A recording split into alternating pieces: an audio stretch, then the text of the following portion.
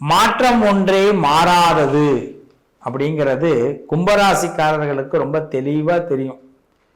ஏன்னா நேத்தி நான் ஒரு கனவு கண்டேன் சார், இன்னைக்கு நடக்கும்னு நினைக்கிறதுக்குள்ள எல்லாமே மாறிவிட்டு சார். நேத்தி நான் ஒரு ஸ்கெட்ச் போட்டேன் சார், ஆசையா போட்டேன் சார், இதை போய் ஒருத்தவன்ட்ட சொன்னேன் சார், விளங்காதவன், அவன் என்ன நினைச்சானோ தெரியல, ஒரு மண்ணும் நடக்கல. இப்படியே சொல்லுவீங்க. ஆமா, நீங்க யாருக்கிட்டையாவது போய் ஏதாவது ஒரு ரகசியத்தை சொல்லி பாருங்களேன், நான் வெளியூர் போறேன் அப்படின்னு சொல்லுங்க, அந்த பயணம் கட்டாயிடும். நீங்க டிக்கெட் எல்லாம் ரிசர்வே பண்ணிருப்பீங்க, ஃப்ளைட்ல போறதா கூட ரிசர்வ் பண்ணிருப்பீங்க, பஸ்ஸா ரிசர்வ் பண்ணிருப்பீங்க, சூப்பர் அல்ட்ரா டீலக்ஸ் பஸ், பக்காவா புஷ்பேக் எல்லாமே ஓகே. ஒருத்தவன்ட்ட ராத்திரில போய் சொல்லிட்டு வாங்க, நான் காலையில 6 மணிக்கு இங்க போடுறேன் அப்படின்ட்டு வாங்க.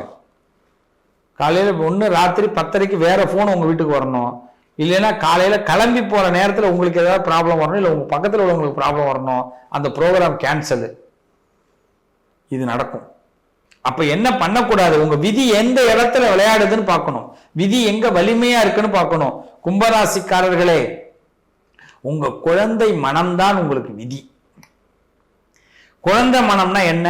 கும்பராசிக்காரர்கள் அதிகமா நினைக்கிறது ஹியூமர், சிரித்து பேசுவது அவர்களுக்கு ரொம்ப பிடிக்கும், சிரிப்பா பேசுறவங்களோடு பழகுவது ரொம்ப பிடிக்கும். இந்த பழக்க வழக்கம்னு ஒன்று சொல்லுவான், பார்த்துருக்கீங்களா? அது என்ன அர்த்தம்னு பல பேருக்கு தெரியாது. பழக்கம்னா ஒரு விஷயத்தை பழகிறத வழக்கமா ஆக்கிப்பாங்க. டீ குடிக்கிறோம்னா அது பழக்கம், அதை பழகிட்டோம்னா அது வழக்கமா டெய்லி போய் டீ குடிச்சாதான் நமக்கு எல்லாமே நடக்கும், அதான் பழக்க வழக்கம். சில பேர் சொல்லுவாங்க, நான் டீ குடிச்சாதான் சரி எனக்கு எல்லாமே காலையில வரும் அப்படின்வாங்க. அது பழகிடும், மைண்ட்ல போய் ஏறிடும். அப்பெல்லாம் ஒண்ணுமே இல்லை. இந்த பழக்க வழக்கம்ங்கிறது கும்பத்துக்கு அதிகமா வந்துடும். சார் நான் அவர் எனக்கு நல்ல மனுஷன் சார், அவர் பார்த்ததான் சார் எனக்கு பிடிக்கும் அப்படின்வாங்க. இந்த ஊருக்கு நான் இப்படிதான் சார் இவங்கதான் ஒரு ப்ரொசீஜர் வச்சுப்பாங்க. இந்த ப்ரொசீஜர் தான் அவங்களுக்கு வெற்றி. ஆனா அதை கண்டுபிடிக்கிறதுக்கு பல நாள் ஆகும். நல்ல கவனிங்க. ஆனா இதை கண்டுபிடிச்ச பிறகு இதை யாருக்கிட்டையும் சொல்லக்கூடாது.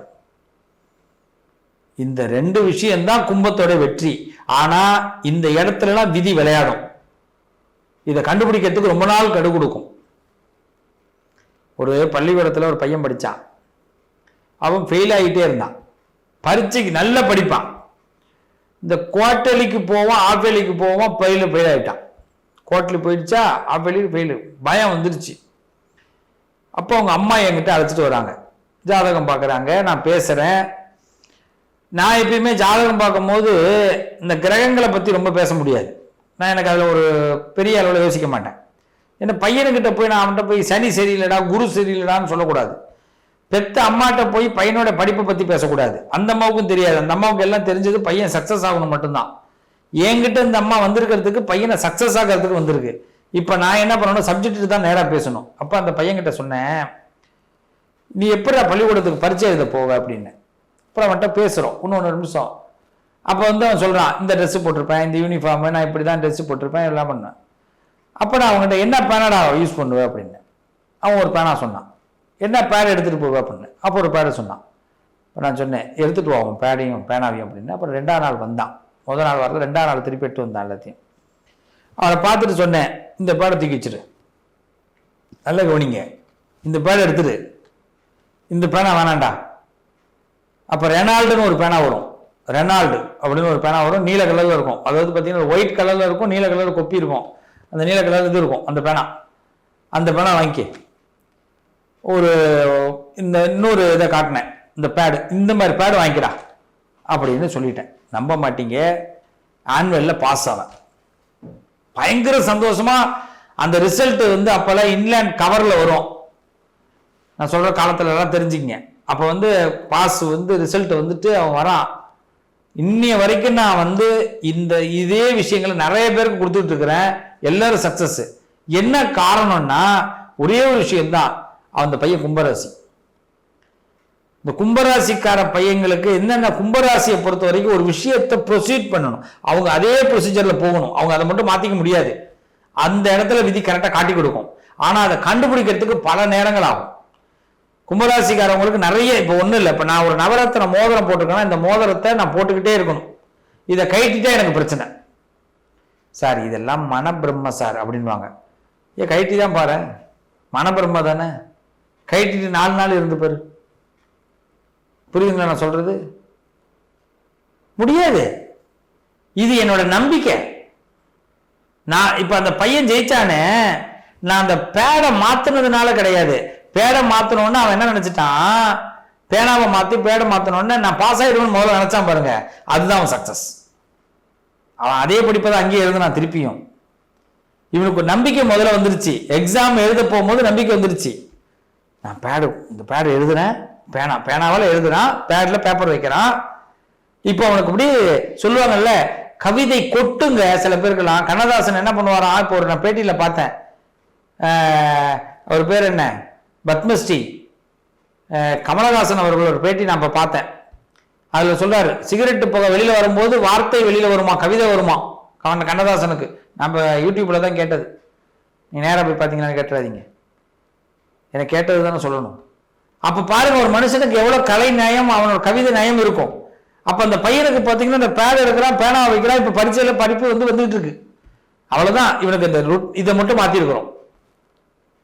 நமக்கு எல்லாருக்குமே ஞாபக சக்தி இருக்கு, அது சில சுச்சுவேஷனால வெளியில வரமாட்டேங்குது. இந்த கும்பராசிக்காரர்களுடைய பெரிய பெரிய வலி, இந்த விதியோடைய பெரிய பிரச்சனை, அந்த வலி பெயின் என்னன்னா, ஒரு ப்ரொசீஜர் கிடைக்கும், அதை விட்டுடுவோம், அதை திரும்பி ப்ரொசீஜரா பண்ண ஆரம்பிச்சா மட்டும்தான் சக்சஸ். சில பேருக்கு கும்பராசிக்காரவங்களுக்கு லோக்கல் வீட்டில் அந்த பார்த்தீங்கன்னா வீட்டுன்னு சொல்லுவாங்க, வீட்டு உணவு அதுதான் ஒத்து வரும். இந்த ஸ்ட்ரீட் ஃபுட் எல்லாம் ஒத்து வராது கும்பராசிக்கு. வயிற்ற பிரச்சனை ஏற்படுத்திடும். சிம்பிளா சாப்பிட பிடிக்கும். இது ஒரு செய்தி. அப்ப நமக்கு என்ன வருது? ஒரு படம் ஒன்று பார்த்தேன், கர்ணன் ஒரு படம். அப்போ பார்த்தீங்கன்னா அப்போ உள்ள கர்ணன் இல்லை, அர்ஜுன் சார் நடித்த படம். கவுண்டமணி அர்ஜுனும் நடிச்சிருப்பாரு. கவுண்டமணி சார் என்ன பண்ணுவார், ஒரு சாயந்தரம் ஒரு பார்ட்டி ஒன்று நடக்கும், அதுக்கு வந்து அர்ஜுன் சாரும் கவுண்டமணியும் சாரும் வருவாங்க. அப்போ ஒருத்தர் என்ன பண்ணுவார், இந்த நூடுல்ஸ் சாப்பிட்டுட்டு இருப்பாரு, இதை வச்சு குத்திக்கிட்டே இருப்பார் பிளேட்ல வச்சு. அப்போ அவர் சொல்லுவார், என்னடா பண்றேன்னு, சாப்பிட்றேன்னு, தூக்கி போட்டு சாப்பிட்றா, எது தெரியுதோ அதை செய்யுங்கடா, தெரியாத போய் செஞ்சுக்கிட்டு இருக்கு அப்படிங்குவார். அருமையான தத்துவம். இவ்வளவுதான் கும்பராசி, முடிஞ்சு போச்சு. தத்துவம் தான் வாழ்க்கை. இத ரகசியம், இது ஒண்ணு தெரிஞ்சிடும் உங்களுக்கு. தெரிஞ்சிட்டுன்னா அதை ரகசியமா வச்சுக்கணும். அது யார்கிட்டையும் சொல்லக்கூடாது, யார்கிட்டயுமே சொல்லக்கூடாது. ஒருத்தர் கேட்டார், என் மனைவி கிட்ட கூட சொல்லக்கூடாது சார். மனைவி கிட்ட சொன்னாலே தந்தியில சொன்ன மாதிரி, தினதந்தியில சொன்ன மாதிரி. அப்ப அந்த அம்மா கேட்டது, அப்ப கணவன்கிட்ட சொன்னா சன் நியூஸ்ல சொன்ன மாதிரி. முடிஞ்சு போச்சு. அப்ப ரகசியமே சொல்லக்கூடாது. நம்மளை தாண்டாலே பேர் ரகசியம் கிடையாது. இந்த இந்த ரகசியம்ங்கிறது இந்த இதயத்துக்குள்ள இருக்கணும். இதை தாண்டிட்டு அது பேர் ரகசியம். அப்படி இன்னொருத்தவங்களுக்கு தெரிஞ்சு போச்சுல்ல. அப்ப கும்பராசிக்காரர்கள் விதி வலியது எந்த இடத்துல எல்லாம் உங்களை முன்னேற விடாமல் நிறைய இடங்கள் தடுக்கப்படும். ஆனா முன்னேறுவதற்கு சிறப்பான வழி, சின்ன சின்ன விஷயங்கள் உங்களை உயர்த்தும். அதை நீங்க ரகசியமா மேற்கொள்ளுங்க. இதுதான் உங்களுக்கு விதியை வெல்லக்கூடியதற்கான சிறப்பு வழி. நான் எப்பயுமே கும்பராசிக்காரவங்களை பார்த்து ஒரு விஷயத்த சொல்லுவேன். ஒரு பாட்டு எனக்கு ஞாபகம் வரும் இல்லையா, சிங்கம் ஒன்று புறப்பட்டதே, ஒரு பாட்டு இருக்கா, ஞாபகம் இருக்கா? ஞாபகம் வந்திருக்குமே, ரஜினிகாந்த் சாரோட பாட்டு. 2ல் 1 பார்க்கும் வரை 2ல் கண்ணிலும் உறக்கம் இல்லை. இந்த பாட்டை கவனிச்சு பாருங்க. சிங்கம் ஒன்று புறப்பட்டதே இந்த பாட்டு வரும். 2ல் 1 பார்க்கும் வரைக்கும் 2 கண்ணில் உறக்கம் இல்லை. உறக்கமே இருக்காது. அது ஜெயிக்கணும். அந்த ஜெயிச்ச பிறகுதான் அந்த சிம்மத்துடைய, அந்த சிம்மம்னா அந்த சிங்கத்துடைய பவர். அந்த சிங்கம் தான் கும்பம். பல இடத்துல அதுக்காக அசிங்கப்படுவாங்க. பல இடத்தில் கும்பராசிகர்கள் அசிங்கப்படுவார்கள். ஆனா உறக்கம்ங்கிறது வராது. 2ல் 1 பார்த்துருவோம்டா, இறங்கி செய்வோம்டா அப்படின்னு நினைச்சு போற கும்பராசிக்காரர்களுக்கு வெற்றி உறுதி. ஆனா அவங்க செய்ய வேண்டிய ஒன்னே ஒண்ணு, அந்த விதியை வலுவிழக்க செய்யணும்னா உங்களுக்கு சில சீக்கிரட் ஆண்டவன் கொடுப்பான். அதை யாருக்கிட்டையும் சொல்லாம, சின்ன விஷயமா இருக்கும், அதை கேர்ஃபுல்லா ஹேண்டில் பண்ணுங்க, கண்டிப்பா சக்சஸ் ஆகும். அதான் சொன்னேனே, காலையில போற ட்ரெஸ்ல இருந்து நீல கலர் ட்ரெஸ் சில பேருக்கு ஒத்து வரும், வெள்ளை கலர் ட்ரெஸ் சில பேருக்கு ஒத்து வரும். இது என்னங்க, இதுதான் உங்க அந்த பேடு கதையை ஞாபகம் வச்சிங்க. உங்க லைஃப் அதுதான். இதை நீங்க இன்னொருத்தவங்கள்ட்ட சொல்லி அது விமர்சனம் ஆகுது அதெல்லாம் திங்கிங்கே பண்ணாதீங்க. கும்பராசியை பொறுத்த வரைக்கும் மீண்டும் மீண்டும் நான் சொல்றேன், 2 கண்ணிலும் உங்களுக்கு உறக்கம் இருக்காது வெற்றியை பார்க்கும் வரை. இந்த 2 கண்ணில உறக்கம் போகும்போது வெற்றி தானா வந்துடும். இதை மட்டும் ஃபாலோ பண்ணுங்க. கும்பராசிக்காரர்கள் வேலும் மயிலும் கும்பத்திற்கு என்றும் துணையாக இருக்கும். வேலும் மயிலும் கண்டிப்பாக துணையாக இருக்கும். கும்பம் விதியை கண்டிப்பாக வலுவிழக்க செய்து வெற்றியை பெறுவீர்கள். வாழ்த்துக்கள். நல்லதே நடக்கும்.